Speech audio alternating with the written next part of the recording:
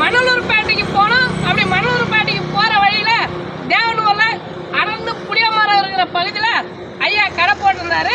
அதான் நம்ம எதையோ விளம்பரம் பண்றாங்க இந்த யூடியூப் சேனலுக்காக.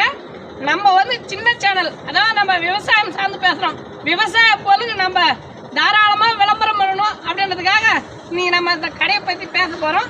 அதாவது இந்த தர்பூசணியை பத்தி பேச போறோம். இந்த தர்பூசணி வந்து இதோடைய பூர்வீகம் ஆப்பிரிக்கா கண்டத்துல தென்னாப்பிரிக்காவில இது வந்து கலஹரி அப்படின்ற பாலைவன பகுதியில முத பயிரிட்டதா சொல்லுவாங்க. அதான் அப்புறம் அதுக்கு அடுத்து ஒரு 4000-5000 வருஷத்துக்கு அப்புறம் எகிப்தியர்கள் தான் இதை வந்து அதிகமாக பயிர் செஞ்சுதான் சொல்லுவாங்க.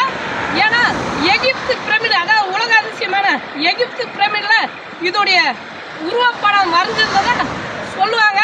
அதுக்கப்புறம் இது வந்து கொஞ்சம் கொஞ்சமாக உலக நாடுகளுக்கு பரவி ஜப்பான், ஆசியாவில் இருக்கிற ரஷ்யா, ஜப்பான், நம்ம இந்தியா, சீனா இது போன்ற மேலை நாடுகளுக்கு அதுக்கப்புறமா பரவியதாக சொல்லுவாங்க. இது வந்து ஒரு வெப்பமண்டல பகுதியிலையும் பயிரிடக்கூடிய பயிர். இது வந்து கோடை காலத்தில் பயிர் செய்யலாம். கோடை காலத்தில் தான் இது பயிர் செய்யணும். அப்போ தான் இது உகந்த ஒரு பயிர். இது வந்து கோடை காலத்தில் நம்மளுடைய உடலை தகவமைத்து கொள்ள இந்த உணவை சாப்பிடுவாங்க.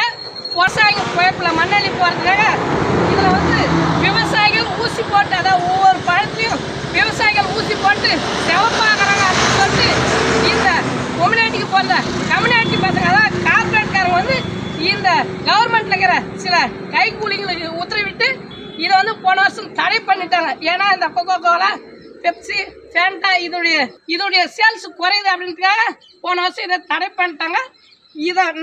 இதை வந்து நம்பிக்கையா பயிரிடலாம் கோடை காலத்தில் விவசாயி. ஆனால் விவசாயியுடைய சாபம் சும்மா விடாது. போன வருஷம் எங்கள் குழப்பில் மண்ணெளி போட்டுங்க. 2024 கண்டிப்பாக அதுக்கான பலன் அனுபவிப்பீங்க. அதே போல இந்த தர்பூசணி உற்பத்தியில அதிகமா உற்பத்தி செய்யற சீனா தாங்க இதோடைய உற்பத்தியில முதலிடத்துல இருக்குது.